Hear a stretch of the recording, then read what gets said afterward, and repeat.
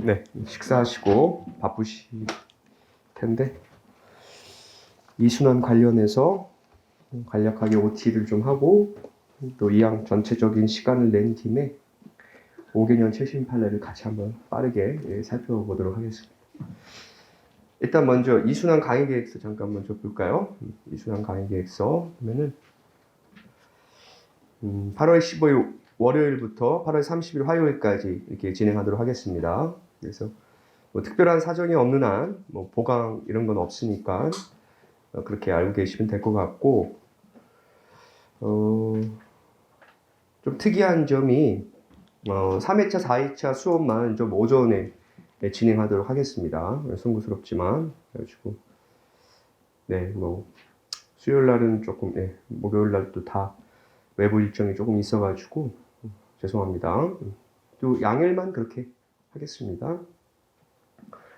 그래서 일단 쭉 오다가 좀 특이한 점이 물권법까지는 뭐 교재 순서대로 오다가 강론을 먼저 할게요. 총론보다. 왜냐하면 이게 시험을 이순환부터는 월화수금토 이렇게 보겠습니다. 목요일 휴식일로 해서 테니스와 동일하게 진행하도록 하겠습니다. 제 시험을 매일 보다 보니까 학생들 좀 지치는 부분이 있고 사실 저도 지쳐요. 사람인지라. 그래서 목요일 날은 조금 휴식일로 그렇게 해서 그렇게 하다 보니까 이제 시험 범위를 좀 만들다 보니까 뒷페이지 보시면 이렇게 채권 강론을 먼저 시험을 보는 게 그나마 조금 나아요. 그래서 이렇게 진행할 테니까 시험 그래서 이렇게 준비해 주시면 될 것 같아요. 됐죠? 네, 이렇게 준비해 주시면 될 것 같고 그래서 강평은 다음날 강평하는 것을 원칙으로 하는데 상황에 따라서 뭐 제가 좀 채점이 좀 빨라게 되면 뭐 당일 강평도 하도록 해서 어쨌든 이 길은 넘기지 않도록 그렇게 준비하겠습니다. 됐죠? 그래서 시험 보시면 이제 강평은 6시 반부터 수업하니까 그 전에 강평하고 그 다음 그렇게 진도 나가면 되고 그래서 이 페이지 보시면 선택형은 동일하게 한 10문제 정도 이렇게 진행할게요. 그래서 1순환과 동일하게 진행하겠고 이제 사례형인데 아시다시피 이순환은 컴팩트 사례집을 순차적으로 같이 풀어보려고 합니다. 오케이? 그러니까 조금 본인이 사례가 부족하다고 생각하는 분은 이순환 때 충실하게 임해주시면 많은 도움이 되실 거예요. 아시다시피 뭐 규출이랑 모의가 다 빠짐없이 망라되어 있는 게 컴팩트 사례집이기 때문에 같이 풀어볼 거고 당연히 뭐 시간을 딜레이 되지 않도록 속도감 있게 그렇게 진행하겠습니다. 오케이? 그래서 사실 쉽지 않아요. 이게 또 민법을 10일에 끊기가 여러분 학습량이 결코 적지 않기 때문에 그렇게 좀 잘 좀 준비 부탁드리겠습니다. 다음에 두 번째 당부 사항이 조금 있는데 이제 사례형이 조금 많이 부족한 친구들이 더러 있을 수 있어요. 그래서 이순환이 사례형 실력을 높이기 위한 거의 뭐 마지막 기회이기 때문에 이젠 뭐 필사가 아닌 CBT 숙제를 부여했어요. 이제 CBT가 전격 도입된다고 하니까 직접 수기로 쓰는 거 힘드신 분은 컴퓨터 타자로 치면 훨씬 속도도 빠르고 그죠? CBT 좀 대비도 하고 그건 아니고 훨씬 수고로움이 덜하니까 오늘 꼭 붙으셔야지 그죠? 그렇게 해서 하시면 될 것 같아요. 당연히 뭐 강제사항 아니고 선택사항이고 뭐 본인이 조금 사례형에 자신이 없다고 하는 친구들은 그렇게 진행해 주시면 될 것 같습니다. 될까요?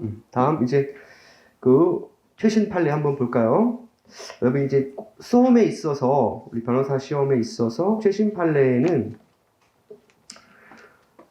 두 가지 형태의 최신 판례가 존재한다 이렇게 보셔야 돼요. 그래서 5개년의 뭐 판례 공부에 실린 모든 판례가 다 우리 시험에 나오는 것은 아니고요. 그럴 수도 없고, 그죠? 그 공부를 다 공부해야 할 수도 없고, 할 필요도 없고. 최신 판례, 우리 변호사 시험, 12회 변호사 시험을 준비하는 학생에게 5개년 최신 판례에서 유의미한 판례는, 새로운 법리를 전개하는 대법원 판례가 있을 수 있죠. 이런 건 당연히 별표 5개가 되는 거예요. 그래서 사법부가 사실상 입법부 역할을 하고 있는 건데 입법의 불비를 새로운 판례를 그죠? 창조해서 그렇게 문제를 해결하는 법리. 대표적인 게 바로 뭐 있죠? 작년에 시험에 출제된 청구를 예정한 명시적 일부 청구. 그렇죠? 그거랑 또 아직 출제는 안 됐지만 출제가 매우 유력한 시효 중단을 위한 확인해소라든지 그래서 대법원 인지규칙에 이제 들어왔거든요. 이런 식으로 이렇게 새로운 법리를 개진한 판례에는 당연히 특 A급 쟁점이 됩니다. 오케이? 그 다음 두 번째로 중요한 게 기존 판례의 태도를 변경한 것. 이른바 전합의체 판례로, 그죠? 기존 판례 법리를 변경한 것. 이 두 가지 큰, 관점에서 5개년 최신 판례를 접근해주는 것이 수험적으로 적합해요. 그래서, 모든 최신 판례가 다 중요한 것은 아닙니다. 특히 민사법은 워낙 기존 법리가 견고하고 법적 안정성이 중요시 여겨지는 부분인지라 그렇게 막 공룡처럼 최신 트렌드에 그렇게 민감할 수가 없어요. 그리고 변호사 시험 문제를 엄밀히 냉정하게 분석해 보면 바로 내는 거에 있어서 상당한 부담감을 느껴요. 교수님들이. 그래서 통상 한 3년 전 판례, 아무 중요한 판례를 하더라도 그래서 뭐 민사법 학회라든지 학회에서 좀 논문이 오고 가고 내용이 정리되고 그 다음 6파의 신모에 어느 정도 조금 베타 테스트를 해서 그러고 이제 정선에서 출제하는 경향이 많고요. 그리고 또 최신 중요 판례는 또 6모, 8모, 10모에 다 또 알려줘요. 그래서 그렇게 추리면 그렇게 공부 양이 그렇게 막 방대하진 않습니다. 그래서 오늘 저랑 같이 한번 5개년을 쭉 살펴볼 텐데 어떤 걸 느끼실 수 있냐면 생각보다 이 법률신문에 같이 올려준 5개년 판례의 적혈성이 높은 걸 느낄 수가 있어요. 왜냐하면 이 법률신문에 이 판례를 선정해 주시는 분은 누가 뭐래도 해당 분야 최고의 탑이거든요. 각 분야의 탑이 이걸 할 수가 있어요. 그래서 한번 보겠습니다. 이제 민법 총칙이랑 물권편부터 보죠. 그래서 2021년 분야별 중요 판례에서 그래서 상은 서울대 로스쿨의 이계정 교수님이 해주시고 민법 하는 서울대 로스쿨의 권영준 교수님께서 그렇게 선정해 주시거든요. 그래서 여기 있는 판례는 누가 봐도 중요한 판례인데 이 교수님들도 이 두 가지 관점에서 선정하세요. 새로운 법리를 전개한 대법원 판례 아니면 기존 판례를 변경한 거라든지 최초의 판시 이런 거를 판례 공부에서 이렇게 정리를 합니다. 그래서 오늘은 이 판례 하나를 다 깊게 살펴볼 수는 없고 오버뷰 하는 느낌이에요. 그리고 수업 시간에 또 다룰 기회가 충분히 있습니다. 그래서 전체적으로 한번 저한테 이 시간이 주어졌을 때 여러분한테 함께 오버뷰 하는 것이 유의미할 것 같아서 제가 이렇게 마련했어요. 그래서 2021년은 판례 로마자 2부터 보면 조건 성취의 방해 관련해서 이거 두산 인프라코어 사건이에요. 두산 인프라코어 사건 이거 상당히 오랫동안 법원에서 심리를 했는데 그 다음 페이지 넘겨보시면 이 민청에서 155조 1항 요거를 요 근래에 보기 드문 케이스예요. 그래서 이거는 뭐 저랑 당연히 다시 볼 기회가 있을 텐데 또 최신 판례 OX 할 때 한번 볼 기회가 있어요. 지금 그냥 한번 들어두는 정도입니다. 최신 판례, 중요 판례를 한번 듣고 이야기는 어려워요. 대상 판결에 대한 검토에서 1번 보면 민법 150조 제1항은 신의 측에 반하여 조건 성취를 방해한 때에는 상대방의 조건의 성취의 의제를 주장할 수 있다라고 규정하고 있어요. 그래서 이 당해 사안의 경우 조건 성취의 의제를 주장할 수 있느냐, 그죠? 조건 성취의 방해로 볼 수 있느냐, 이것이 문제됐는데, 원심에서는 조건 성취가 되었다라고 판단했지만, 대법원은 맨 위에서 일곱 번째 줄일 거예요. 대법원은 이 부분 밑줄입니다. 협조 의무 위반만으로 신의 성실에 반해서 조건의 성취를 방해한 것으로 보기 어렵고, 그 조건 성취로 인한 법률 효과를 정할 수도 없으므로 매매계약 체결이 이제된다고 볼 수 없다고 봐서 원심을 파기했습니다. 오케이? 이게 사실 두산 인프라코 측에 손을 들어준 사건이었는데 밑에서 5번째 줄 다운표 친 거 보면 대상 판결은 조건 성취로 인한 법률 효과를 정할 수 없는 경우에 민법 제150조 제1항이 적용되지 아니한다고 판시하고 있습니다. 아울러 대상 판결은 민법 제150조 제1항은 계약 당사자 사이에서 정당하게 기대되는 협력을 신의 측에 반하여 거부함으로써 계약에서 정한 사항을 이행할 수 없게 된 경우에 밑줄 유추 적용할 수 있다라는 새로운 법리를 제시했어요. 그죠? 이 법리가 아마 선택형 지문으로 출제될 가능성이 높습니다. 오케이? 다시 한번 읽어볼게요. 조건 성취로 인한 법률 효과를 정할 수 없는 경우에 민법 150조 제1항이 적용되지 아니한다. 그리고 민법 150조 제1항은 계약 당사자 사이에서 정당하게 기대되는 협력을 신의 측에 반하여 거부함으로써 계약에서 정한 사항을 이행할 수 없게 된 경우에 유추 적용할 수가 있습니다. 근데 마지막 줄 당해 사안에서는 피고 회사의 협조 의무 위반이 신의 측에 반한다고 보지 않았어요. 두산인프라코 측이 IPO, 중국계 IPO 할 때 협조 의무 위반한 것은 신의 측 위반이 아니다라고 해서 손해배상 책임을 묻지 않은 것으로 결론을 내려줘서 두산인프라코 측에 손을 들어준 사건이거든요. 그래서 핵심 키워드는 이 부분이다. 조건 성취로 인한 법률 효과를 정할 수 없는 경우 조건 성취 이제에 관한 민법 150조 제1항은 적용되지 않습니다. 다음 로마자 3번. 로마자 3번이 바로 이거죠. 전화합의체 판례. 딱 봤죠? 교수님들도 첫 번째는 뭐예요? 새로운 법리가 나왔으니까 선정하고, 두 번째는 전화합의체 판례로 바꾼 판례가 있어요. 이거 민재시에서 나온 판례죠.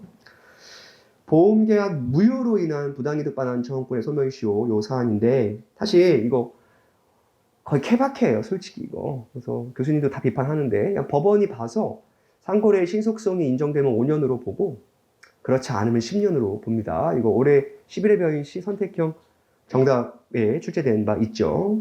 그래서 한번 빠르게 읽어보면, 대법원은 전화합의체 판결은 다수 계약을 통해서 보험금을 부정 취득할 목적으로 체결한 계약이 민법 103조에 따라 무효인 경우 이 부반청에 대한 소멸시효 기간이 종전에 10년이었거든요. 근데 올해 5년으로 바꿨어요. 5년으로 바꿨습니다. 그래서 교수님도 쭉 관련 판례를 설시하면서 원래 이 상행위 계약이 무효인 경우 소송물이 이제 부반청이잖아요. 민사시효 10년으로 갈 거냐 상사시효 5년으로 혼란이 아주 가중되고 있어요. 대법원은 그냥 신속할 필요성이 있으면 5년, 그렇지 않으면 10년인데 신속할 필요성에 대한 판단이 되게 법에 자의적으로 하는 경우가 많습니다. 그래서 명확한 기준이 되게 어려워서, 그다음에 옛날 판례지만 이 부분 중요해요. 상행위에 해당하는 부동산 매매계약 무효, 그죠? 그래서 매매계약 무효에 따라 매매대금을 부당이득 반환 청구하는 경우는 10년입니다. 그런데 분양계약 무효로 인한 분양대금에서는 5년으로 적용해요. 오케이? 충분히 선택형 지문으로 만들기 좋죠. 다음 마지막 줄에서 두 번째 줄, 실제로 발생하지 않은 보험사고 발생을 가정해서 청구 수령된 보험금 상당의 부반청도 5년으로 갑니다. 근데 그 다음 페이지 또 나왔어요. 아마 여러분 요거를 기억, 니은, 디귿, 리을, 미음으로 해서 출제할 가능성이 높죠. 그래서 또 최신 판례, 위법 배당으로 인한 주주의 부반청은 10년으로 갔어요. 이거 뭐예요? 짐이 보아서 5년이면 5년, 우리가 보아서 10년이면 10년이에요. 맞죠? 이거는 그냥 여러분이 암기할 수밖에 없어요. 이거 어쩔 수 없습니다. 교수님도 그렇게 얘기해. 어쩌라는 거냐? 이렇게 어쩌라는. 그만큼 어렵다는 거예요. 그러니까 제 생각엔 그래요. 대법관께서 구체적 타당성을 고려해서, 왜냐하면 여러분 5년일지 10년일지는 누가 판단하죠? 법원이 판단하잖아요. 당사자 주장에 구속되지 않죠. 그죠? 소멸시효 기간이 몇 년짜리냐? 당사자 주장에 구속되지 않잖아요. 그렇기 때문에 법원이 케이스 바이 케이스로 판단할 수밖에 없는 그런 부분이 있습니다. 다음 로마자 4번, 이 판례도 매우 중요하고 출제 가능성이 높습니다. 후순위 담보권자가 소멸시효를 원용할 수 있느냐? 그러니까 보면 여러 봐도 굉장히 중요한 판례들이죠. 딱 봐도 이거 A급 쟁점이 맞다 이렇게 고개가 끄덕여질 겁니다. 여러분이 또 그거 불안할 수 있어요. 2022년부터 뭐 올해 6월까지 상반기 판례도 중요한 거 아닌가요? 그거는 제가 12월 달에 최신 판례 OX 할 때 선정하니까 그때 그거 보면 충분해요. 너무 이거 지금까지 공부하는 거랑 이 정도 보면 충분해. 더 이상 6파이 신모 나왔던 거 여러분을 더 이상 괴롭히지 않아. 최신 판례가. 물론 이렇게 얘기해도 여러분은 최신 판례 집을 살 거예요. 살 수 있어요. 살 수 있는데 제가 얘기했죠. 여러분의 불안감을 해소하는 목적으로는 아주 좋다. 다만 공부하는 것은 조금 무리일 수 있다. 이렇게 할 수 있어요. 기존 법리가 아직 완성, 또 최신 판례 책 보면 거의 제가 강조했던 걸 별표 5개, 3개 해놨을 거예요. 거의 빠져나가지 않습니다. 빠져나가지 않아요.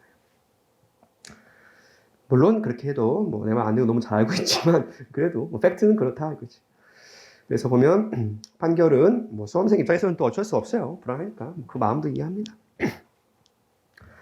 선순위 담보권의 피담보 채권이 시효로 소멸한 경우 밑줄. 후순위 담보권자가 선순위 담보 피담보 채권의 시효 완성을 주장할 수 있겠느냐입니다. 결론은 뭐다? 주장할 수 없다라는 거예요. 그래서 그 판결 요지, 해당 판결 요지 시효권자 논의 관련 바로 위입니다. 그 대법원은 이번 다운표 친 부분. 대법원은 후순위 담보권자는 선순위 담보권의 피담보 채권이 소멸하면 담보권의 순위가 상승하고 이에 따라 피담보 채권에 대한 배당액이 증가할 수 있지만 이러한 배당액 증가에 따른 기다에는 반사적 이익에 지나지 않는다고 봐서 후순위 담보권자의 소멸시효를 원용할 수 없다라고 판시했어요. 근데 뭐 이기정 교수님도 비판하시죠. 사실 저도 뭐 딱히 어쨌든 판례 태도가 그러니까 이거는 선택형으로 출제될 가능성이 매우 높습니다. 그래서 보면 후순위 담보권자는 선순위 담보권의 피담보 채권 소멸시효 원용 못한다. 이거지. 다음 로마자 V 점유권에 기한 소합 이거 아마 올해 모의고사 8마도 나왔다는 것 같던데 몰라요? 뭘 나왔다는 것 같아. 변시에 나오나 어쨌든 이거 많이 내요, 그죠? 이거 제가 육모 해설할 때 설명했었다. 이게 뭐냐면 유치권자가 점유를 하고 있는데 가령 소유권자가 그 점유를 강탈했다. 그러면 아시다시피 유치권은 점유가 소멸되면 소멸되잖아요. 그래서 점유 회수의 청구해서를 제기해서 승소 판결 받으면 소급해서 점유 상실의 효력이 소멸하니까 유치권의 효력을 주장할 수가 있겠죠. 따라서 본소로서 점유 회수 청구해서를 제기한 거에 대해서 피고가 반소로서 소유권에 대한 인도 청구해서를 제기할 수 있겠느냐. 결론은 뭐다? 둘 다 인용돼야 된다잖아요. 둘 다 인용돼야 된다. 맞죠? 그 부분을 다 교수님들이 중요하게 보고 있는데 문제는 마지막 줄 두 번째 줄 보면 다만 점유자의 점유 회수의 집행이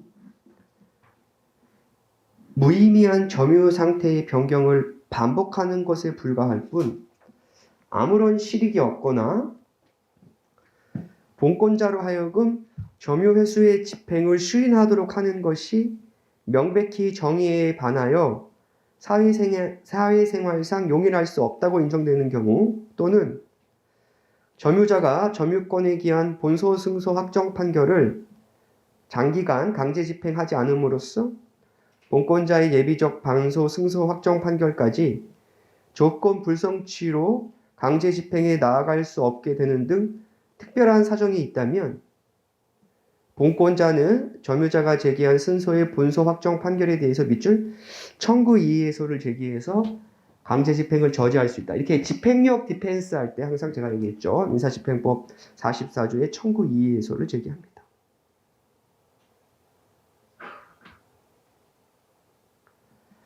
그래서 쭉 보면 대상 판결에서 쭉 내려오면 마지막 단락이요. 대상 판결에서 피고로부터 점유를 침탈당한 원고는 점유를 회복하더라도 어차피 피고에게 점유를 이전하여야 하는 상황이다. 즉, 본 민법 제208조 취지에 따라 법원은 점유권에 기한 원고의 본소와 피고의 반소를 모두 인용해야 하며 점유권에 기한 본소를 본권에 관한 이유로 배척할 수는 없다. 그러나 두 승소 판결은 결국 여러분 집행 단계에서 충돌할 수밖에 없죠. 맞잖아요. 소유권자인들 쉽게 뺏길 것이며 점유권자인들 인도 청구에서 쉽게 뺏기겠어요. 그렇기 때문에 사실 이게 서로 핑퐁이 오고 가는 건데 이게 점유권자의 강제 집행을 용인하는 것이 타당하는지에 대해서 당연히 여분 뭐요? 의문이 들 수밖에 없고 따라서 이 점을 고민해서 피고가 점유자의 원고 집행의 강제 집행을 밑줄 권리남용 등을 이유로 청구 이의소를 통해 디펜스 할 수 있다 이거죠. 맞습니까? 그렇게 보시면 될 거예요. 그래서 마지막 줄 보면 점유자의 점유 회수의 집행이 무의미해서 아무런 실익이 없으면 본권자는 점유자의 강제 집행을 청구 이의소로 디펜스 할 수 있다 이거죠. 괜찮죠? 여러분 이거 얼마든지 민소법이나 이런 거 나올 수 있겠어요. 법률신문에 기고하려면 그 분야의 최고여야 돼요. 여러분. 뭐 지금 현존하는 이계정 교수님이 맞고 권영준 교수님이 맞습니다. 논문들도 굉장히 좋아요. 이계정 교수님 박사학위 논문 보면 신탁에 관련한 건데 재밌고 잘 쓰셨어요. 놀라운 건 박사학위 학번이 2004학번이시던데 학위를 받은 건 2016년이시더라고요. 12년 걸린 거죠. 12년. 이제 뭐 군법무관 할 때 입학하셨다가 좀 시간이 걸리셨겠죠. 다음 로마자 6 취득 취효형 분묘기지권. 이거는 뭐 제가 워낙 강조했던 부분이라서 넘기겠습니다. 이미 육모에도 나왔고요. 다음 공동저당과 변제자 대위. 이것도 뭐 다 아는 건데 그 교수님 중간 정도 뭐 다운표라고 했나? 거의 잘 적어놨는데 여러분 물상 보증인 동그라미. 그러니까 물상 보증인의 공동저당이 설정된 경우 변제자 대위 우선 설이 적용될 수 없죠. 변제자의 우선설은 언제죠? 채무자랑 물보이 돼 있을 때 적용되는 것이지. 똑같이 채무자일 때 변제자 대위 우선설 안 되잖아요. 안분 배당해야 되잖아요. 마찬가지예요. 물보가 여러 명이면 그게는 변제자 대위 우선설이 적용되지 않는다는 겁니다. 그래서 한번 빠르게 읽어보면 쟁점과 판결 유지 부분. 그래서 채무자 소유 부동산과 물보 소유 부동산의 공동저당이 설정되고 그중 채무자 소유 부동산의 수순위 저당권이 설정된 경우 물보 소유 부동산이 경매되어 선순위 공동저당권자가 먼저 배당을 받은 경우에 물상 보증인의 변제자 대위가 우선하는지 수순위 저당권자의 대위가 우선하는지 견해 대립이 있는데 판례는 기본적으로 변제자 대위 우선설의 입장을 취하고 있습니다. 네, 대법원 요 판례에서는 밑줄 물보 소유 여러 부동산의 동그라미 공동저당이 설정되고 그중 한 부동산의 후순위 저당권이 설정된 다음에 그 부동산이 채무자에게 양도되었고 그 후 물보에게 남아있던 부동산이 제3자에게 이전된 후 경매된 사안에서 똑같이 변제자 대위 우선설이 적용되겠느냐 하는데 그렇지 않다는 거죠. 왜?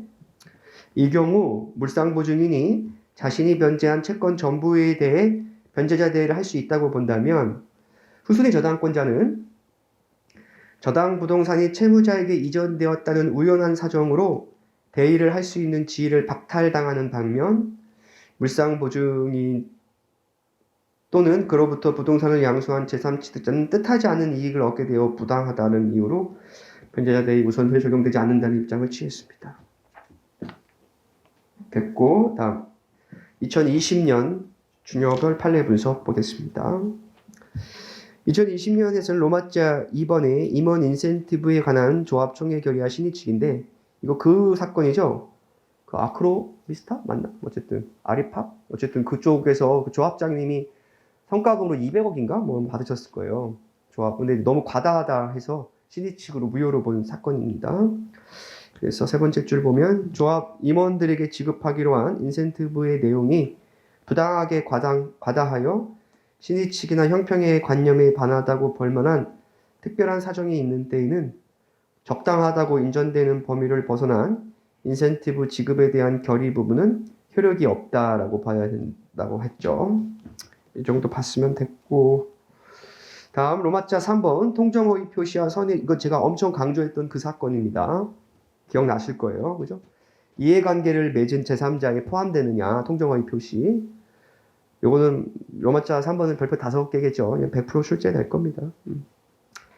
결론은 뭐였죠? 보호되는 제3자에 해당하지 않는다는 것이죠. 그래서 그 다음 페이지 2번의 네 번째 줄 기억나죠? 이거 우리 시험 보지 않았나? 그죠? 사례형 시험 볼 때. 그래, 오케이. 안 봐도 기억 안 나도 봤다고 고개 끄덕여줘요. 이렇게 말고 이렇게. 아니야, 봤잖아. 그때 기억했잖아. 공탁물 주급 이거 민재씨 특강할 때도 설명했었고 제일 처음 설명했을 거야 아마.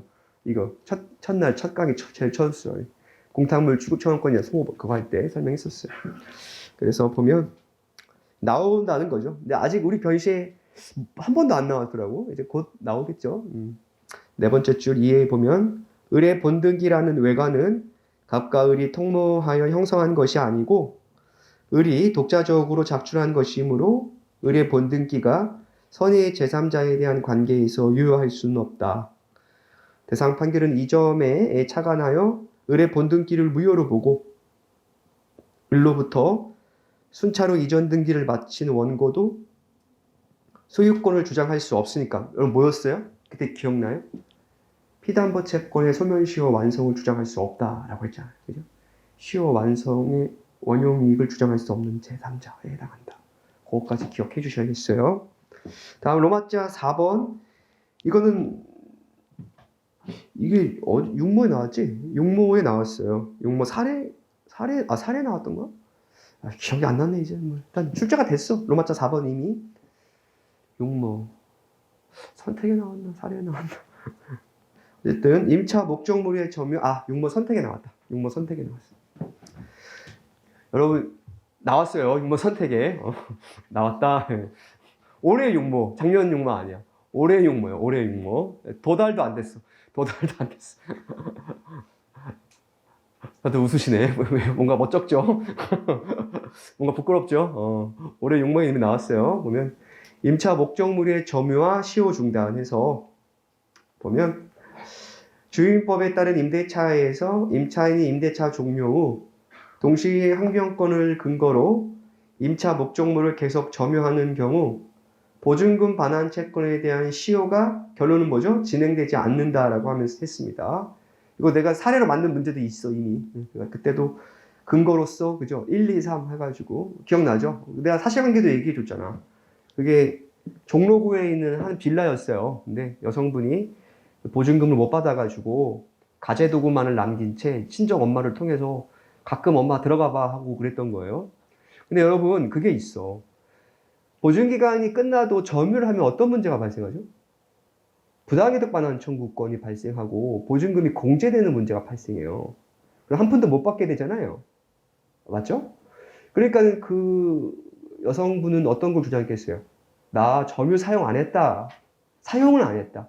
실질적 이득이 없다. 그죠? 요거에 대한 입증 책임을 이제 그 원고 측이 갖게 되는데, 왜냐하면 이제 피고 측에서는 그렇게 얘기했을 거 아니에요. 여러분이 임대인이라도 돌려주겠다. 근데 계속 쓰지 않았냐 이거지.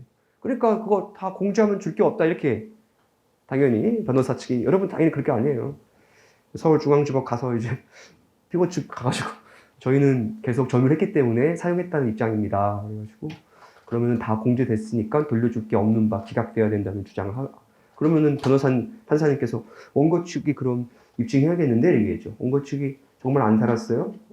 계속 살지 않았나? 그럼 어떻게 원고가 입증해야 될 것 같은데? 이렇게 얘기했죠. 그럼 원고 측 변호사께서 이제 복도에서 얘기하시겠죠. 진짜 안 사셨어요? 그렇잖아. 사람 다 똑같지 뭐. 진짜 안 사셨어요? 어떻게 해요? 그러면 진짜 안 살았죠. 하면서 얘기를 좀 들어봐야 돼. 그래서 뭘로 증명하죠? 저희 남편이 직업군인이라서 제가 계속 이사 다녔단 말이에요. 오케이. 그럼 뭐죠? 주민등록 초본을 제출해 주시면 되겠다. 맞죠? 그러면 상대방 답변서 할 때 주민등록 초본이랑 남편 직업 해가지고 직업군인이고 같이 살았으니까 이해되죠? 계속 주소가 옮겨다. 그럼 판사님, 그러네. 정말 사신 적이 없네. 맞죠? 그러면은 이거는 보증금 받기 위해서 계속 친정 엄마를 통해서 그냥 최소한의 집만을 둔 거구나. 그래서 뭐죠? 보증금 반환 채권의 소멸시효가 진행하지 않는다는 최초의 판시예요. 이거는 뭐의 판례 법리를 확장한 거예요? 이것도 새로운 법리에 가까운 유형인데 뭐예요? 매매계약에서 매수인이 그 목적물을 점유하고 있으면 소유권 이전 등기 청구권 소멸시효 진행하지 않는다는 판례 기억나죠? 기억이 안 나? 이거는 절대 최신 판례가 아닌데. 95년도 전 판례인데. 다시 한번. 매매계약에서 맞잖아. 매수인이 부동산을 점유하고 있으면, 혜진 씨, 생각 안 난다는 표현인데. 점유하고 있으면 소유권 이전 등기 청구 소멸시효 진행하지 않잖아. 그걸 유치 적용한 판례야. 이 판례가. 그래서 당연히 비판이 있지. 뭐 이렇게까지 확장하냐. 사법부가 아닌 입법부냐. 이런 거에 대한 비판이 있지만 누가 봐도 중요하고 올해 육모에 나왔어. 올해 육모에. 됐죠? 올해 육모에 나왔다. 다음 로마자 V. 공유물의 소수 지분권자 권리 행사. 이거는 내가 너무나도 많이 강조한 거라서, 그죠? 소수 지분권자의 보증행위 인도 청구 가부이죠. 여러분 뭐예요? 전제가 뭐예요? 소수 지분권자 간의 문제입니다. 그래서 우리 시험에 사례든 기록이든 나오면 이제 곧 출제가 될 건데 사실 올해 출제될 가능성이 제일 높아요. 왜냐면 시기적으로 봤을 때 한 2년 정도 지났고 여러분이 시험 볼 때는 2023년이니까 딱 3년 지났죠. 출제되기 딱 적당히 익었다 이렇게 볼 수 있는데 상황 성숙 이론에 따라 출제 성숙 이론 출제 이 경우야 여러분. 정확하게 재판례는 이 경우지 이 경우가 아니야. 이 경우가 아니야. 그죠? 그래서 이걸 잘 구분하셔야 돼. 학생들이 이 경우로 출제했는데 이 경우를 오해할 수가 있어. 가장 마지막으로 갈수록 염두해야 되는 부분이 이런 부분입니다. 그래서 사람이 마지막까지 겸손해야 된다고 하는 게 이런 거예요. 공부를 많이 하는 학생일수록 조금 안다고 섣부르게 이제 사실관계를 오인하는 경우가 안타깝죠. 열심히 점수를 받을 수 없으니까. 그죠? 그래서 우리 판례는 요 경우를 말하는 겁니다. 요 경우를 말하는 것이 아니에요. 이 경우는 기존 법리에 따라 풀어주시면 되고, 이 경우가 이제 요 판례가 적용되는, 이 내용은 뭐 물권법 할 때 워낙 심층적으로 봤기 때문에 자세한 내용 살펴보지 않겠습니다. 로마자 6의 저당권부 채권과 질권, 이것도 우리 얘기했었어. 기억나요? 질권의 저당권 등기, 자산 유동화 문제 할 때, 그 담보 물권의 수반성과 부종성은 다른 개념이다 하면서 그 사건이에요. 그 사건. 그래서 이미 모의고사에 출제가 됐어요. 작년 모의고사에 로마자 6은. 그다음에 로마자 7도 모의고사에 출제가 됐죠. 그래서 핵심은 뭐예요, 여러분? 누적적의 핵심이죠. 누적적 근저당권이라는 게 여러분 뭐냐면요. 공동 근저당권과 누적적 근저당권을 사실 어떻게 구별할 수 있느냐. 잘 봐요. 원래 의사해석의 문제는 맞습니다. 하지만 우리 시험에 나오면 어떻게 구별할 수 있느냐. 우리 기억나요, 여러분? 나대지 기록형 문제 혹시 기억나나요? 그죠? 거기서 공동저당할 때 어떻게 공동저당인 걸 판단했어요? 토지와 건물의 저당권을 잡은 등기일자 접수번호가 일치해요. 그러면 그건 뭐죠? 공동저당이에요. 공동저당. 이해되죠? 만약에 따로따로 잡았다, 그럼 보다 누적적 근저당일 가능성이 큽니다. 그러니까 이 부분에서 이해관계가 충돌하는 거예요. 같이 잡은 걸 공동저당으로 인정하는 거는 뭐 다툴 수가 없지만, 봐봐요. 따로따로 잡았을 때 채권자는 당연히 뭐라고 주장했어요? 누적적 근저당이다 이거지. 왜냐하면 여러분 이런 거예요. 공동저당으로 보냐 누적적 근저당하면 채권자한테 엄청난 이해관계의 차이가 있습니다. 공동저당으로 보면 10억 이렇게 됐다. 그리고 이거를 같이 잡았다. 그러면 5억씩 이렇게 받아야 되지만 누적적 근저당으로 보면 누적적으로 받을 수 있어요. 20억이다. 그러면 10억 받고, 아니 20억이다. 여기서 20억 다 받고 15억 받고 여기서 5억 또 받을 수도 있어요. 가령 X 부동산이 시가가 15억이고 Y 부동산의 시가가 15억이다. 공동 근저당으로 보면 어떻게 해요? 10억씩 받고, 만약에 좀 이해를 위해서 이게 만약에 시가가 10억이다. 이해를 어떻게 해야 더 쉬울까? 20억으로 봐야겠다. 잘 안 되네. 역시 산수에 약해요. 문과라서. 그러면은 어쨌든 이렇게 반반씩 받는 거예요. 공동 근저당은. 근데 누적적 근저당은 누적적으로 다 받을 수 있어요. 30억을. 뒤에 또 나오니까 교수님이 든 사례가 있는데 여기 있다. 바로 있네요. 보면은 로마자 7 누적적 근저당권의 개념과 판결 요지 보면은 누적적 근저당은 동일 채권을 담보하기 위해서 여러 개의 부동산의 근저당권을 설정하면서 각각 저당권의 채권 최고액을 합한 금액을 우선 변제받기 위해서 밑줄 개별적 근저당권의 형식으로 설정된 근저당권입니다. 그래서 예를 들어서 가령 20억 원의 채권을 가지는 사람이 1부동산과 2부동산이 각각 채권 최고액 10억 원인 근저당권을 설정한 경우 봐봐요. 누적적 근저당으로 인정되면 최대 20억까지 받을 수 있죠. 여기서 10억, 여기서 10억, 그렇죠? 근데 공동저당으로 보면 어떻게 되죠? 5억씩 받게 되죠.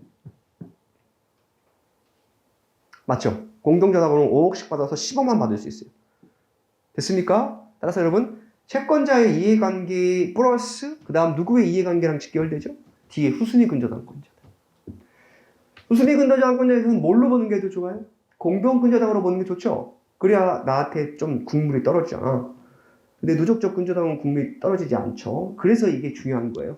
누적적 근저당으로 보느냐, 공동근저당으로 보느냐. 그래서 우리 판례는 누적적 근저당은 담보 범위가 누적적인 반면 공동근저당은 중첩적입니다. 그래서 이 때문에 판례는 공동근저당권의 경우 각 부동산의 환매 대금으로부터 채권 채무의 형광펜 반복하여 배당받을 수 없다. 이게 가장 핵심이에요. 누적적 근저당은 뭐죠? 반복적으로 누적적으로 배당받을 수 있잖아요. 20억 범위 내에서는. 근데 공동근저당은 그렇지 않죠. 이게 가장 핵심입니다. 그래서 공동근저 노정가가 의사 해석의 문제이고 교수님이 잘 정리해 주셨는데 역시 대상 판결은 변제자 대의 우선설은 긍정했어요. 똑같이 누적적 근저당도 공동근저당과 같이. 그래서 그 다음 페이지 보면 대상 판결은 누적적 근저당권은 각 근저당권의 담보 범위가 중첩되지 않고 서로 다르지만 이 점을 들어 피담보 채권이 각 근저당권별로 자동으로 분할된다고 볼 수 없다고 판시하면서 동그라미죠. 물상보증인 변제자 대의를 긍정하였다.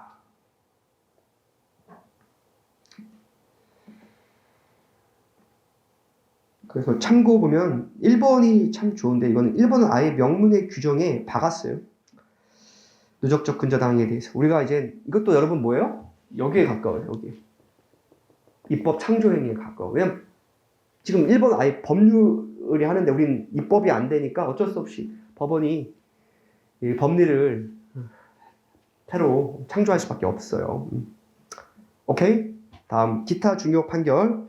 이것도 아주 기가 막힌데 기타 중요 판결 보면 다 시험에 나왔어요. 우리 번시에 2019-223723 그죠? 소장에서 일부만을 청구하면서 장차 이거 11회 변시에 나왔잖아. 그죠? 그리고 올해 용모 사례에도 나왔고 나왔어요. 올해 용모 사례에 있어. 그러니까 중요하고 그 다음 2018 이거는 뭐 세법상 문제니까 여러분한테 특별히 된 것 같고 다음 민법상 2019년 판례 그래서 로마자 2는 불필요한 것 같고 로마자 3 여기 이제 출제가 안 됐어요. 이것도 연습했어요. 우리가 창작 문제로서 2010 벌써 19년 거 하고 있죠. 19년 거에서 로마자 3 이것도 별표 3개 설명의 시월 제척기간 이미 선택형으로 나왔고요. 사례형으로 내가 그 만든 문제 있어. 창작 문제 중에 495조 유추적용 제척기간 그 문제야. 그 문제. 그 기계 있잖아요. 기계 해가지고. 그래서 빠르게 읽어보면 민법 제495조는 소멸시효가 완성된 채권이 그 완성 전에 상기할 수 있었던 것이면 채권자는 상기할 수 있다라고 정하고 있는데 대법원 2018-255648 판결은 제척기간이 지난 채권에 대하여 민법 495조를 밑줄 유추 적용해서 자동 채권이란 상기 허용된다 이거지. 이거 그 폐기물 기계 문제 그죠? 기억나죠? 재작년 공고게요. 제가 만든 문제가 있어요. 이거 연습할 기회가 있을 거고. 다음 로마자 4 이것도 우리 내가 여러 번 얘기했던 그거요. 폐기물 매립 관련해서 방해의 현저 기억나죠? 완전 매립되면 뭘로 간다고 했어? 214조가 아닌 750조 해결한다고 했잖아요. 손해배상 청구의 문제, 그 관련된 문제입니다. 다음 로마자 V번은 조금 사례로 문제로 내긴 좀 어렵고 다음 명의신탁과 불법원인 그건 이것도 기존 판례를 확인하는 의미 변경하지 않고 그래서 변경한 것도 중요하고 기존 판례 법리를 확인한 것도 중요해요. 여기에 다 포섭되는 거예요. 그래서 교수님 최신 중요 판례는 이 두 가지 맥락에서 선정하는 겁니다. 오케이? 다음 기타 중요 판결에서 로마자 7번 이거는 11회 변시의 선택형 정답 질문으로 나오는 거예요. 2019-21527이 판결. 시효 중단을 위한 제소를 하는 경우 소촉법상 변경 이율 변경을 주문에 반영할 수 있느냐 반영할 수 없다라고 했죠. 이건 11회 변시 선택형 정답 질문 나온 판례입니다. 여러분 적효성이 굉장히 높아요. 법률심리 중요 판례는. 다들 고개를 끄덕여서 땡큐. 굉장히 높아. 내가 뭐 쓸데없는 얘기 하겠어. 이거 선정 자체도 워낙 뭐 이 분야 탑이 하는데 뭐. 여러분 수험생의 불안 심리를 이용해서 확 잡다한 판례를 막 하는 것보다 교수님들이 그죠? 중요한 판례를 익히는 게 훨씬 더 중요합니다. 그래서 변종 후 새로운 사유가 아니기 때문에 비판력 이론에 따라 이를 부정해. 이거 정답쯤으로 나오고. 그 다음 요게 2019다. 이거 별표 5개죠? 이거 기억나죠? 점유 매개 관계. 이거 육모 제가 해설 강의할 때 또 했고, 민재실 특강할 때도 했고, 수업 시간에도 했어. 그 늘어난 팔. 간접점유자, 유치권자. 그거야, 이거. 그 등기 필증 인도 사건 있잖아. 그거랑, 이 사건이야. 이것도 나올 거라고, 그러니까. 그래서 점유 매개 관계를 잇는 계약이 종료된 경우에 기억나죠? 그 등기 필증 인도 사건이랑 같이 해서 간접 점유가 소멸하는 것이 문제가 되었다. 간접 점유의 핵심 요소인 점유 매개 관계는 반환 청구권의 존재만 있으면 인정되므로 반드시 점유 매개 관계를 이루는 계약이 유효할 필요는 없어요.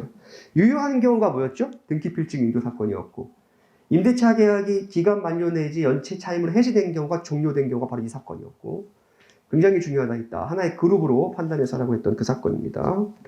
다음 2018년 넘기면 2018년에 대해서는 로마자 2는 뭐 제끼고, 로마자 3은 뭐 이미 로마자 3, 로마자 4는 이미 출제됐고 여러분이 봐도 중요한 로마자 3 시효 중단을 위한 제소 인정 가능하다는 것이고, 로마자 4 시효 중단을 위한 후소로 확인 소송 허용된다. 이거는 워낙 너무 많이 얘기해가지고 됐고, 다음 로마자 5의 담보지상권 문제. 이것도 워낙 뭐 수업 시간에 깊게 다뤘습니다.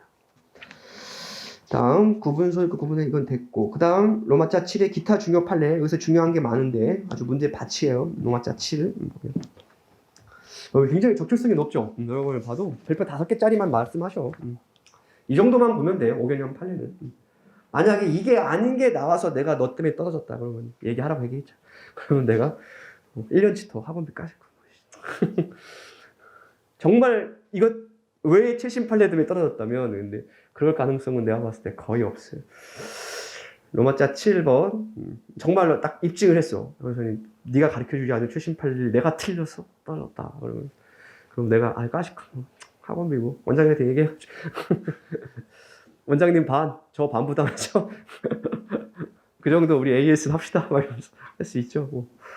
로마자 7번 이거 단원 김홍도 사건이에요. 이것도 제가 인총할 때 굉장히 깊이 있게 다뤘습니다. 매매계약 내용의 중요 부분에 착오가 있는 경우 하자담보 책임이 성립하는지와 상관없이 착오를 이유로 매매계약을 취소할 수 있다라고 했습니다. 경합금정설이라고 했죠. 대법원이 최초로 이를 긍정했어요. 독일은 경합부정설이라고 얘기했잖아. 소송물은 뭐였어요, 여러분? 단원 김홍도 사건에서 부당이득 반환 청구권이었어요. 이순한테 한번 풀어봅시다. 다들 기억이 가물가물한 것 같네. 한 번 더 풀어도 되겠네, 보니까. 다음 로마자 2번도 매우 중요하다고 했어요. 이 2번 판례도 나올 때가 됐는데, 무권 대리인에 의하여 계약이 체결되어 상대방이 계약의 이행을 선택한 경우 무권 대리인이 급부를 이행하지 못한 경우에 채무 불이행 책임을 지는데 손배액 예정에 관한 민법 398조가 적용된다. 이 부분. 그래서 기억나죠? 상대방이 계약의 이행을 선택한 경우 이 표현을 꼭 적어줘야 돼. 무권 대리인은 자신이 계약의 당사자가 된 것처럼 이 표현을 꼭 적어줘야 돼. 다음 3번 판례도 너무 중요한 판례예요. 이거 올해 육모 선택행에서 나온 판례다. 취득시효 완성으로 인한 소유등 청구권 양도의 경우에는 매매로 인한 소유등 청구권 양도와 경우 달리 채무자에 대한 통지만으로 대항력이 발생한다고 보았고, 맞죠? 취득시효 완성의 경우와는 매매계약과 달리 계약관계가 신뢰관계가 없기 때문에 동일한 승낙을 받을 필요가 없고, 됐죠? 다음 4번도 이것도 너무 중요한 판례예요. 내가 너무 강조했던 판례. 그 부합된 사건 있잖아요. 그래서 매도인에게 소유권이 유보된 자재. 기억나죠? 현대 엘리베이터 사건. 봐봐. 내가 쓸데없는 거 여러분 괴롭히지 않아. 교수님도 중요하다고 하고, 그죠? 시험에도 나왔고, 상장 문제로 만들어서 연습을 시키는데, 그 잘 흡수해서 시험에 나왔을 때 쫙 적어봐. 그러면 점수가 당연히 잘 받지.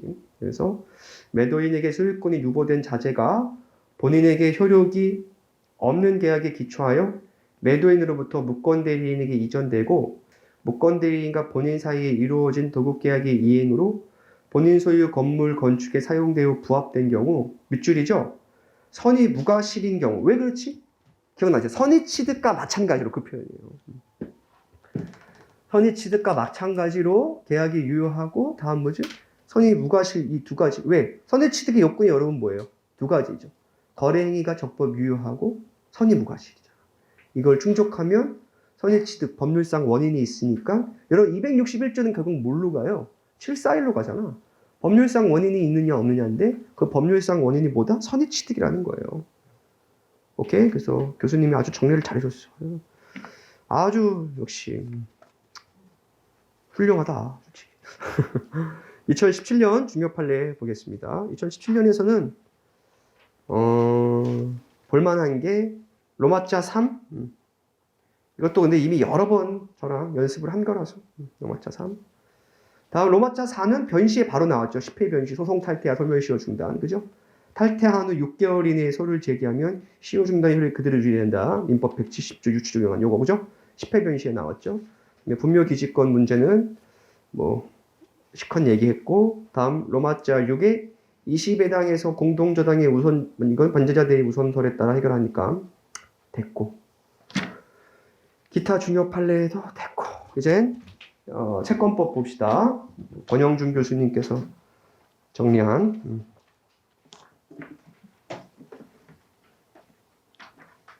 권영준 교수님 너무 훈남이시다 사실.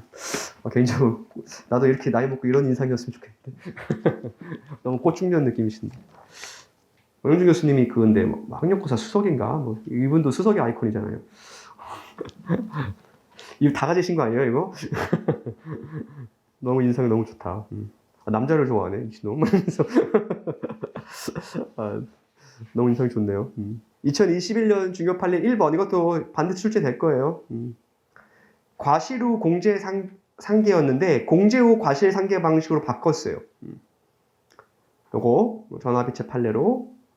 그래서 빠르게 한번 읽어보면 국민건강보험공단이 불법행위 피해자에게 보험급여를 한 다음 국민건강보호법 제58조 제1항에 따라 피해자의 가해자에 대한 기왕치료비 손배채권을 대의하는 경우 그 대의의 범위는 가해자의 손배액을 한도로 공단이 부담한 보험급여 비용 전액이 아니라 그중 가해자의 책임 비율에 해당하는 금액으로 제한되고 나머지 금액에 대해서는 피해자를 대의할 수 없으며 이는 보험급여 후에도 여전히 손해를 전보받지 못한 피해자를 위해 공단이 최종적으로 부담한다고 보아야 한다. 이와 같이 본다면 국민건강보호법에 따라 보험급여를 받은 피해자가 가해자를 상대로 손배 청구를 할 경우 그 손해 발생에 피해자의 과실이 경합된 경우 기왕치료비와 관련한 피해자의 손배 채권액은 전체 기왕치료비 손해액에서 밑줄 먼저 공단 부담금을 공제한 다음 과실상계하는 공제 후 과실상계 방식으로 바뀌었으니까 정답 질문 나올 가능성이 높죠. 그래서 그 다음 페이지 보면 또 교수님께서 정리를 해줬어요. 뭐라고 정리했냐? 보험급여를 받은 피해자가 가해자를 상대로 손해배상 청구를 한 경우 피해자 손해액에서 공단 부담금 공제 후 과실상계 방식으로 산정해야 이 부분이고 다음 2번 사실 2번도 되게 중요한 판례인데 이른바 요즘 워낙 많이 하는 BTO 방식 그죠? BTO 방식 들어봤어요? BTO 방식 뭐 들어봤어요? 직기는 가령 예를 드는 게 아마 국립대 기숙사가 요즘 다 BTO 방식일 거예요. 그러니까는 일단은 직기는 뭐 현대건설이 짓대 소유권은 이제 대학교 소유로 하되 한 20년간 예를 들면 그 사용 수익권을 줘서 그 지은 비용을 환수하는 방식, 이른바 BTO 방식을 많이 쓰죠. 그래서 민간 투자 실시 협약 이해되시죠? 이렇게 20년 뒤에 소유권을 학교 측으로 넘기는 방식. 그러니까 뭐죠? 본전 다 뽑고 충분히 다 뽑고 그리고 넘기는 방식. 그게 바로 BTO 요즘 많이 할 거 아니에요?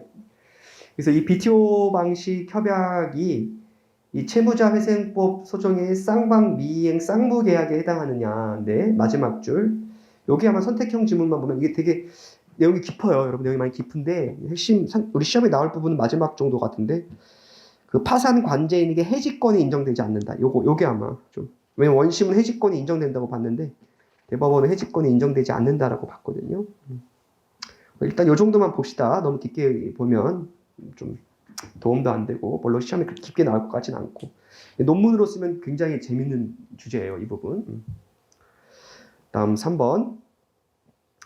판결 절차에서 간접 강제를 명할 수 있느냐. 3번에서 또 결론만 보겠습니다. 판결 유지는 해서 부작위 채무에 관하여 판결 절차의 변종 당시에 보아 부작위 채무를 명하는 집행 권한이 성립하더라도 채무자가 이를 단기간 내에 위반할 개연성이 있고 또한 판결 절차에서 민지법 제261조에 의하여 명할 적정한 배상액을 산정할 수 있는 경우에는 밑줄 판결 절차에서도 채무 불이행에 대한 간접 강제를 할 수 있다. 이 정도까지만 알아두시죠. 다음 4번. 4번은 별표 3개 해놓고 4번은 출제가 유력합니다. 3자간 등기 명의 신탁과 부당이득. 이 부분은 나올 거예요. 뭐 어렵지 않아요, 내용은.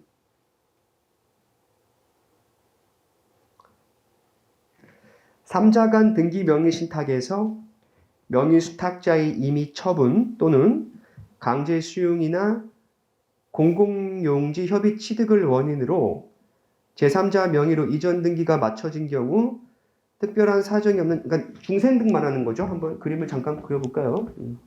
이제 매도인,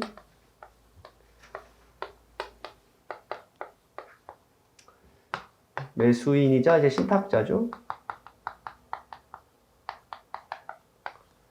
이게 이제 등기만 이제 수탁자 명의로 되어 있는데 이 상태에서 뭐 국가를 통해서 공용 수용됐다. 병의 토지가 그러면 이제 수용 보상금이 이렇게 나올 거 아니에요. 소유자니까. 그러면 얘가 얘한테 직접 칠사일을 할 수 있느냐 이거지. 결론은 할 수 있다 이겁니다. 왜 그렇지? 나는 뭐 당연하다고 생각할 수는 있다고 생각해요. 교수님은 비판하시던데 얘는 뭐였죠 여러분? 소유권을 취득할 지위에 있는 자였잖아요. 왜 이래? 3자간 명의 신탁이니까 이 매매계약은 유효하고 매매계약에 한 소유등 청구권이 있고 이건 원인무효의 등기로서 214조 말소해서 이렇게 이전 등기 소유권을 취득할 지위에 있는 자였잖아요. 근데 이게 공용 수용돼가지고 소유권을 취득할 지위를 상실했으니까 이 배상금을 얘에게 돌려달라는 부당이득 반환 청구를 할 수 있다라고 한 판례입니다. 그래서 빠르게 읽어보면 판례는 그 결과 네 번째 줄 매도인의 신탁자에 대한 이전 등기 의무는 이행 불능이 돼서 신탁자로서는 부동산의 소유권을 이전받을 수 없게 되는 한편 수탁자는 밑줄 처분대금이나 보상금을 취득하게 되겠죠. 판례는 수탁자가 그러한 처분대금이나 보상금 등의 이익을 신탁자에게 부당이득으로 반환할 의무를 부담한다 이거지. 오케이? 다음 2020년 중요 판례 1번. 이것도 나왔다. 올해 변시에 나왔다. 공유물 분할 청구권 대의 행사 나왔잖아요. 결론은 뭐죠 여러분? 결론이 뭐예요? 결론 몰라요? 보존의 필요성이 없어 부적법 각하잖아. 그렇지? 기억날 거예요. 왜 안 되느냐? 이 공유물 분할 청구권의 대의 행사를 허용하면 민사집행법상 주어지지 않은 일괄 경매 신청권을 사실상 채권자에게 부여하는 셈이 돼서 너무 부당하다 이거예요. 그래서 보존의 필요성이 없어 부적법 각하된다라는 식으로 결론을 내렸고 이건 우리 시험에 나왔습니다. 사례로도 내가 이미 창작 문제가 있어. 그리고 연습을 시켰을 거야 아마. 다음 저도 이제 창작 문제 이제 만들어야 되는데 사실 워낙 만들어 놓은 문제도 많아서 사실 기존 문제만 다 풀어 합격하는데 특별히 지장이 없을 것 같긴 한데 또 수험생들이 또 니즈에 또 부합하고 좀 만들긴 만들어야 될 것 같긴 한데 적절히 제가 잘 만들도록 할게요.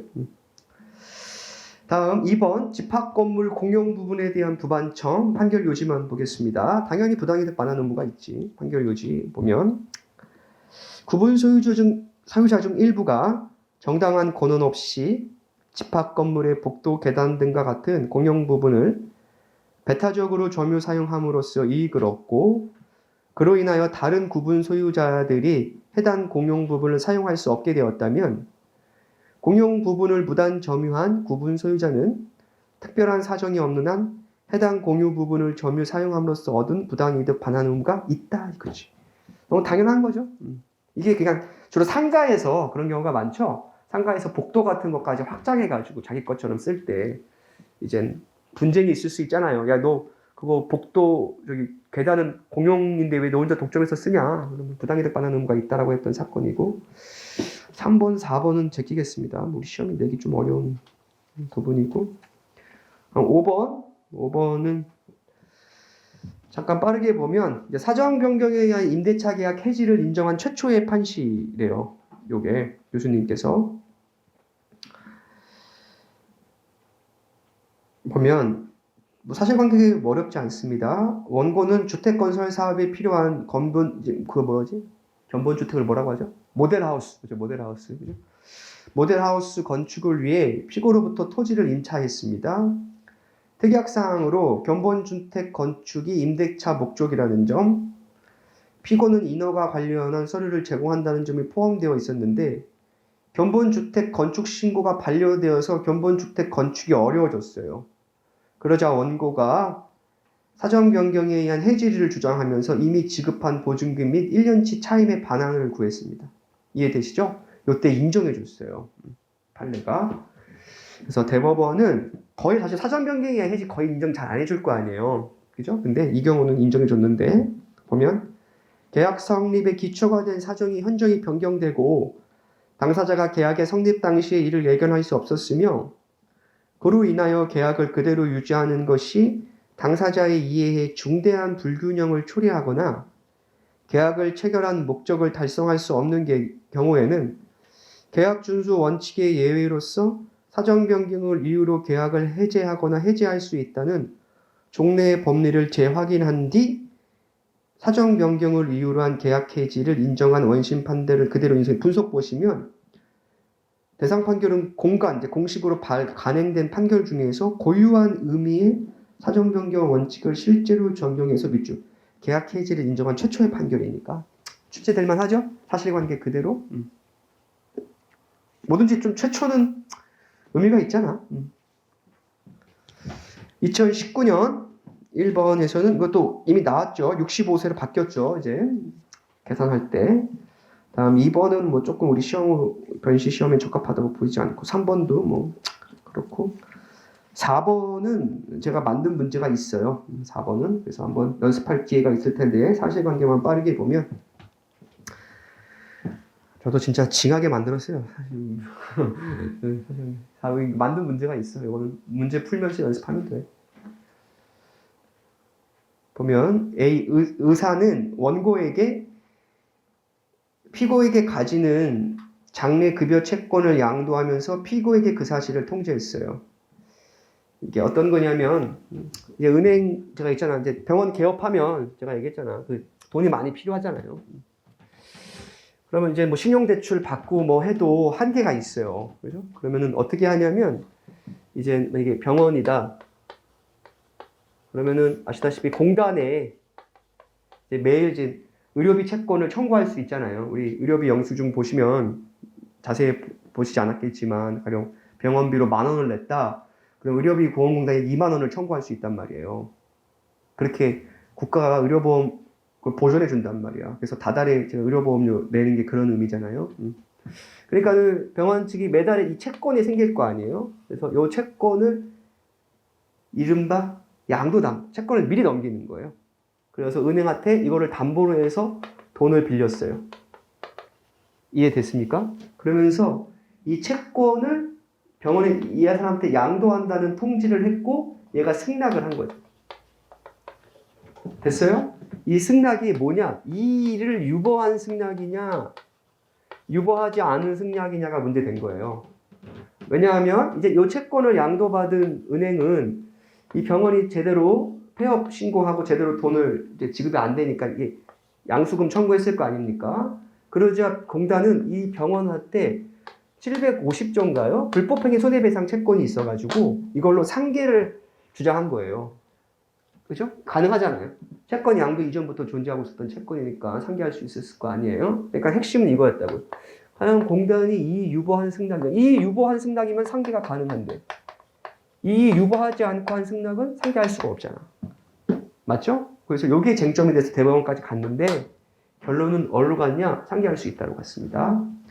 그래서 보면 원고는 피고에게 양수금 청구 소송을 제기하였고 피고는 A에게 가지는 손배 채권에 대한 상계 항변을 했는데 과연 피고가 밑줄 채권 압류 확인서를 발급한 획의 이 채권 압류 확인서를 발급한 행위가 과연 이의를 보류하지 않은 승낙에 해당하느냐 이게 핵심이었던 거죠.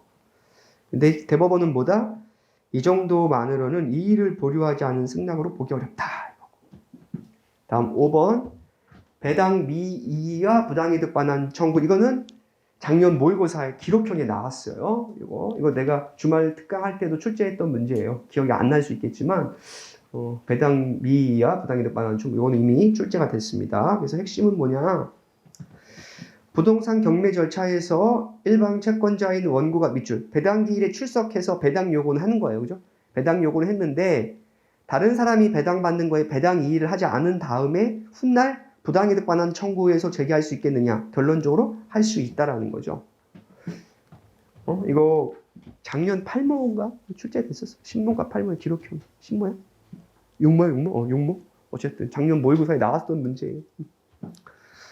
그래서 처음 보는데요? 아니에요. 작년 모의고사에 출제가 됐어요. 그래서 배당 절차에 참가한 채권자가 배당 이의 등을 하지 않아 배당 절차가 종료되었더라도 그의 몫을 배당받은 다른 채권자에게 그 이득을 부유할 정당한 권한이 없는 이상 잘못된 배당의 결과를 바로잡을 수 있도록 하는 것이 실제법적 질서에 부당하기 때문에 부당이득 반환 청구의 현실적 필요성에 따라 부당이득 반환 청구를 인용한 판례였고요. 문제 6번 양도금지 특약을 위반 벌써 1시간이나 했어. 짧게 한다고 하는데도 길어지네. 양도금지 특약을 위반한 채권 양도 효력 이거는 이미 자세히 봤어요. 채권 양도 물권적 교과서가 채권 효력에서 이건 넘기면 되고 2018년 중요 판례 이거는 워낙 중요하죠. 부심장인데 채무 다액 채무자가 단독으로 채무를 부담한 그 부분이고요. 다음 나머지는 특별히 우리 시험에 내기가 어려워서 넘기고 2017년에서 1번은 이미 변시에 출제가 된 거죠. 사행위 취소로 원상이 회복된 부동산의 법률관계 그죠? 이거는 이미 변시에 출제가 됐어요. 오케이? 그래서 판결 요지만 빠르게 읽어보면 봐봐 거의 출제가 된다니까 교수님이 중요 판례로 했던 건 거의 출제가 돼. 채무자가 사행위 취소로 등기 명의를 회복한 부동산을 제3자에게 처분하더라도 이는 무권리자의 처분에 불과하여 효력이 없으므로 채무자로부터 제3자에게 맞춰진 이전 등기나 이에 기초하여 순차로 맞춰진 이전 등기 등은 모두 원인 무효의 등기로서 말소되어야 한다. 그죠? 그리고 이 경우 취소 채권자나 407조에 따라 원상 회복 효력을 받는 채권자도 원인 무효의 등기를 청구했습니다. 이건 이미 출제가 된 컴팩트 사례집에 있는 것이고 다음 2번도 제가 그 중고차 거래에서 계약 체결상 과실 책임을 물을 수 없다라고 한 그 창작 문제가 있었죠. 이것도 그겁니다. 그래서 판결 요지만 빨리 읽어보면 계약이 의사 불합치로 성립하지 아니한 경우 그로 인해서 손해를 입은 당사자가 상대방에게 부당이득 반환 청구 또는 불법행위로 인한 손배 청구를 할 수 있는지는 변론으로 하고 상대방이 계약에 성립되지 아니하였거나 알 수 있다는 이유로 535조 손해배상 청구할 수 없다. 다음 사전 변경에 의한 계약 해지 요건은 동일한데 이때는 인정 안 했을 거고 다음 4번도 이미 변시에 출제됐죠. 임대 소유 건물 중 임차 부분 그죠? 이것도 2층 1층 이미 그 임대층 다 출제가 됐고 다음 5번도 출제가 됐어요. 출제 참 많이 됐다. 임대의 지위 승계 전의 방점이에요. 임대의 지위 승계 전 발생한 연체 차임도 새로운 임대인이 반환할 임대차 보증금에서 당연 공제되냐? 공제된다. 됐어요. 여기까지 하면 될 것 같고 다음 민사집행법 부분 볼까요? 여러분 이거는 제가 수업 시간에 활용할 테니까 수업 시간에 버리지 말고 수업 시간에 순간순간 민사집행법 최신 중요 판례 보겠습니다. 민사집행법에서는 여러분이 많이 어려워하겠지만 그래도 나올 만한 것만 좀 골라서 볼게요. 민사집행법에서는 이제 박진수 부장판사님께서 해주셨고 조만간 대법관 또 가실 거예요. 여기 나오신 분 좀 있으면 대법관 다 가시더라고요.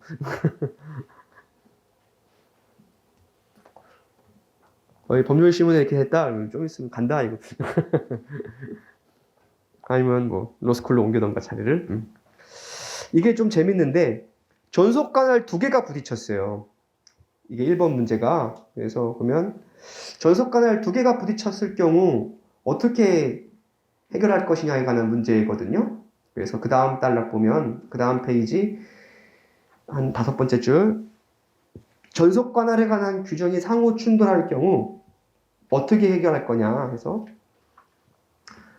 채무자회생법이 그 다음 페이지 2번째 단락 전속 관할 규정 그럴 수 있잖아요. 전속 관할 상호 충돌할 경우 어떻게 할 거냐 그러니까 관할이 어디에 둘 거냐 해서 채무자회생법이 민지법에 대해 특별 관계에 있다면 채무자회생법이 우선 적용되겠지만 이들 관계를 그렇게 볼 수는 없어요. 그래서 대상 결정도 배당액 부분에 관해서는 상호 무수 저촉 발생되지 않고 하는 배당 이의소에 따라 어디로 간다? 부인권 행사에 따른 배당 이의소 관할은 밑줄 집행법원이 속한 집행법원, 지방법원으로 간다는 겁니다. 다음 2번도 이제 민지법 공부하면서 조금 같이 살펴볼게요. 지금 좀 여러분이 이해 안 되실 수 있어요. 그래서 결정 요지만 보면 집행채권의 소멸. 여러분 집행채권 자체가 또 뭔지 모르는 학생들이 덜 있기 때문에 그렇죠? 여러분 이게 집행채권이에요. 요게 채무자, 채권자, 채무자, 제3채무자에서 이렇게 압류 및 추심 명령 받잖아요. 이걸 피압류 채권이라고 하면 요게 집행채권이라고 하는 거예요. 집행채권. 그래서 집행채권의 소멸과 같은 실체상의 사유는 매각 명령에 대한 적법한 항고 이유가 되지 않습니다. 이 정도 봐두시면 될 것 같고 이 민지법을 보는 이유는 사실 제가 정말 중요한 판례들이 가끔 나올 때가 있는데 그중 하나가 바로 5번이에요. 특히 물권법과 가족법에서 영향이 큰데 채권 집행도 그렇고 다 중요하긴 하지만 5번 판례가 별표 3개 이게 아마 올해 출제될 가능성이 좀 높아요.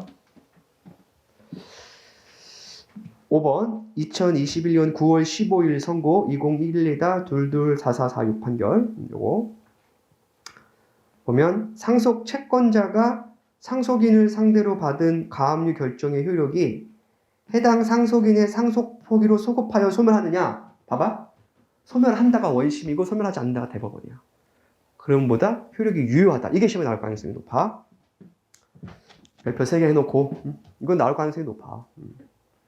그래서 마지막 줄 보면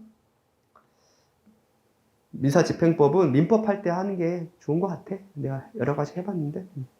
그래서 마지막 조항은 상속인은 아직 상속 승인, 포기 등 상속관계가 확정되지 않은 동안에도 잠정적으로나마 피상속인의 재산을 당연 취득하고 상속재산을 관리할 의무가 있으므로 상속채권자는 그 기간 동안 상속인을 상대로 상속재산에 관한 가압류 결정을 받아 여러분 상속채권자랑 상속인의 채권자는 달라요. 이것도 헷갈리는 학생이 있을까봐 말씀드릴게요. 기본 용어를 헷갈리면 뭐 전혀 이해가 안 되니까. 그래서 피상속인이 있고 상속인이 있잖아요. 그러면은 피상속인의 채권자를 상속채권자라고 해요. 상속인의 채권자는 상속인 채권자. 오케이? 그래서 요거 상속채권자는 피상속인에 대한 채권자를 말하는 겁니다. 오케이? 그래서 하면 판결 요지 상속인이 아직 상속 승인 포기 등 상속관계가 확정되지 않은 동안에도 잠정적으로나마 피상속인의 재산을 당연 취득하고 상속재산을 관리할 의무가 있으므로 상속채권자는 그죠?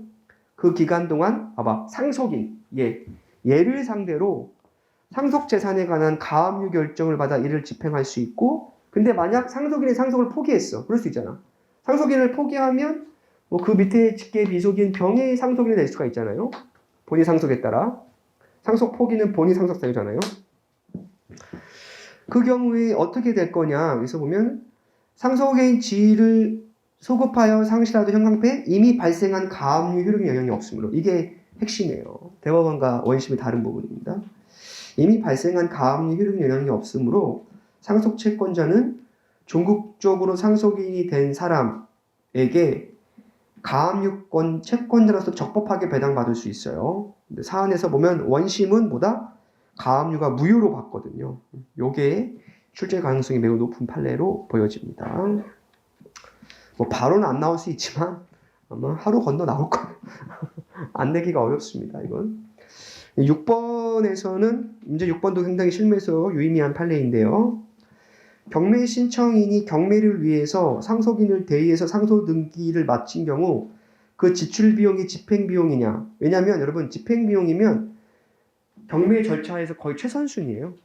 그래서 먼저 공제 받을 수가 있거든요. 그래서 집행 비용이 맞는데 결론은 그럼 다른 공동 상속인에게 맞춰진 건 뭐예요?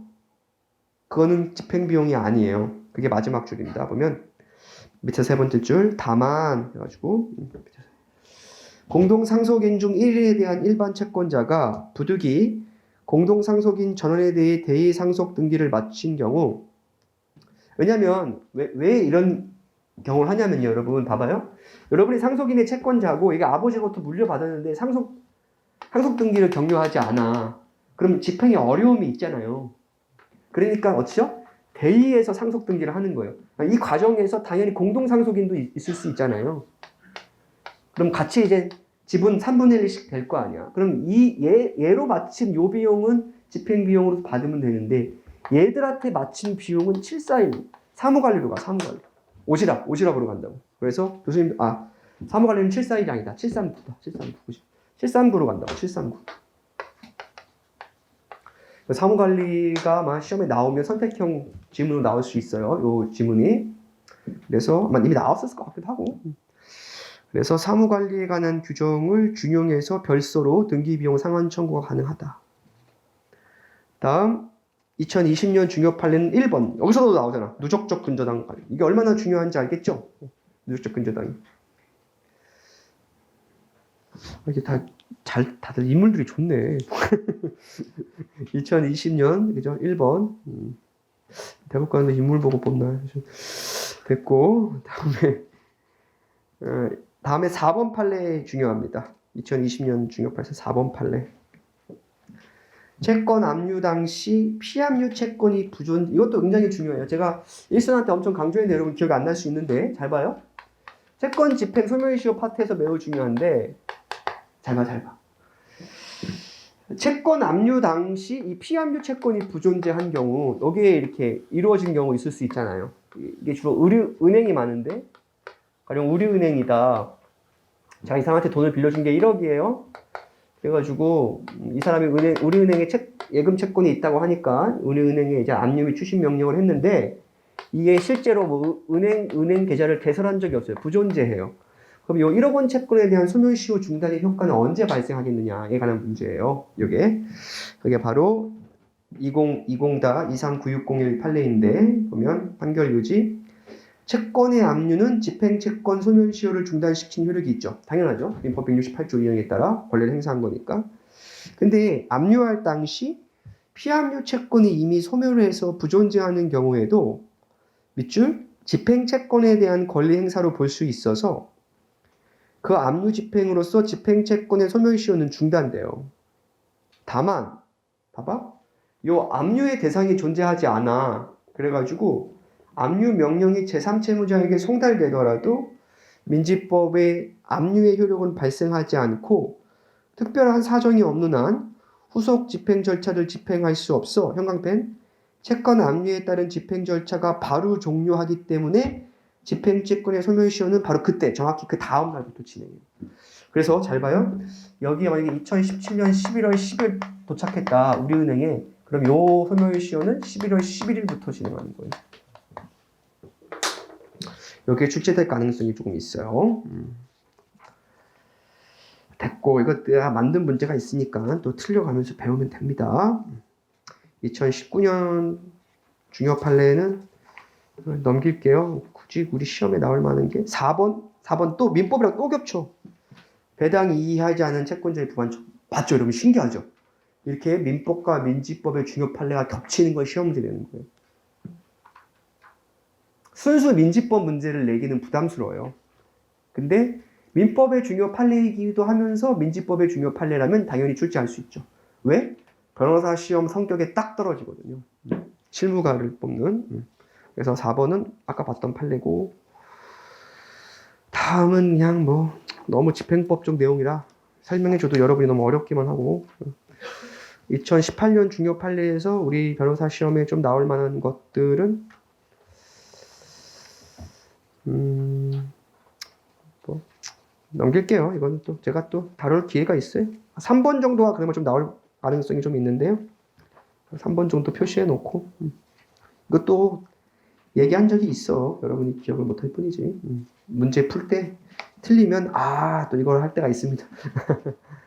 그렇게 원래 배우는 거죠. 뭐 2017년 중요 판례, 또 뭐 우리 순수 시험에 내기는 좀 어려운 부분들이 있어서, 그런 의미에서 7번, 2014년에서는 7번이랑 8번 이미 민법에 나온 부분이에요. 2017년 7번 판례 보면 우리 이미 변시 모의고사에 기출이 됐어요. 7번 판례 2017년 9월 21일 선고 2015-50637 판결에서 공동근저당권자가 목적 부동산 중 일부 부동산에 대하여 제3자가 신청한 경매 절차에 형광펜 소극적 참가해서, 기억나죠? 사례 문제 할 때. 이제 이순환 하면 좀 정리되는 느낌을 받아. 열심히 해요. 이순환 때 열심히 한 친구들이 이거 반복되는 느낌을 받으면 자신감이 굉장히 올라가요. 그래서 요 핵심 밑에서 5번째 줄 보면 6번째 줄 공동근저당권자가 제3자가 신청한 경매 절차의 밑줄 소극적으로 참가해서 우선 배당을 받았다는 사정만으로는 당연히 채권자, 채무자 사이에 기본 거래 관계가 종료된다고 볼 수 없고, 기본 거래가 계속되는 동안에는 공동근저당권자가 나머지 목적 부동산에 관한 근저당권의 담보 가치를 최대한 활용할 수 있도록 피담보 채권의 증감 교체를 허용할 필요가 있으며, 이 부분 있죠? 이거 이미 시험에 나온 부분입니다. 그래서 우선 배당을 받은 금액은 나머지 목적 부동산에 대한 경매 절차에서 다시 공동근저당권자로서 밑줄 우선 변제권을 행사할 수 없어요. 이게 뭐랑 차이지? 누적적 근저당과의 차이지. 그 다음 8번도 역시 공동근저당이잖아. 그죠? 8번 판례도 중요하죠. 공동근저당. 그래서 밑에서 2번째 단락 보면 공동근저당이 설정된 목적 부동산에 관해서 동시배당이 이루어지는 경우에 공동근저당권자는 채권 최고액 범위 내에서 피담보 채권을 민법 368조 제1항에 따라 부동산별로 나누어 각 환가대금에 비례한 액수로 배당받으며, 공동근저당권의 각 목적 부동산에 대해서 채권 최고액만큼 반복하여 이른바 밑줄 누적적 배당받지 않는다. 이거죠. 누적적 배당받을 때는 언제였어요? 누적적 근저당일 경우 가능했지. 다음 10번 판례도 이미 기출된 건데 적혈성이 높아. 적혈성이 높다고. 민지법은 조금 더 늦어. 한 4년 정도 묵히는 것 같아. 민법이 3년 정도, 2, 3년 정도 묵히면. 민지법은 10번 판례, 이거 이미 제가 출제했을 텐데, 민재스 특강할 때 얘기했던 판례 같은데, 이거예요. 얘가 채권자 취소권으로서 가액배상을 해서 얘가 얘한테 줄 게 있어요. 그죠? 그럼 채권자 채무자가 되지. 가액배상 청구권. 근데 얘도 별도의 권한으로 또 얘한테 지급할 채권이 있어요. 그럼 얘가 채권자와 제3채무자의지를 경유해서 이 부분에 대한 압류 추심 또는 전부가 가능하다는 판례예요. 그게 바로 10페이지입니다. 그래서 사행위 취소의 수익자가 취소 채권자에 대해 가지는 밑줄 별개의 다른 채권으로서 수익자에 대한 가액배상 채권 압류 및 전부 명령 가능하다. 이거는 제가 이미 만든 문제가 있고 출제를 했어요. 다음 마지막. 이거 되게 오래 걸리네 생각보다. 난 30분이면 끝날 줄 알았는데. 미안해요. 진짜로. OT를 이렇게 길게. 근데 OT보다는 최신 판례의 느낌이 강하죠. OT는 한 5분밖에 안 한 것 같은데. 근데 워낙 중요해 이 내용이. 12번 2016-35451 판결. 이것도 중요하죠. 채무자가 건설공제조합에 대해 갖는 출자증권의 인도 청구권을 가압류한 경우 가압류의 효력 발생 시 소멸시효 중단 효력 수행시. 이거예요. 그러니까 또 이건데 채권자, 채무자, 제3채무자에서 여러분 이 사람이 요 채권에 대해서 가압류한 경우 요 채권에 대한 소멸시효가 언제 중단되느냐에 대한 문제예요. 언제예요? 가압류 신청 시야. 신청 시. 그게 바로 그 다음 판례에 나와 있죠. 두 번째 줄 보면 가압류에 관해서도 민소법 규정을 유추 적용해서 재판상 청구와 유사하게 밑줄 가압류를 신청한 때 시효 중단의 효력이 생기고 마지막 줄 가압류 신청 시에 소급해서 효력이 생겨. 오케이 오늘 여기까지 하겠습니다. 수고하셨습니다. 이따 저녁 때 봐요.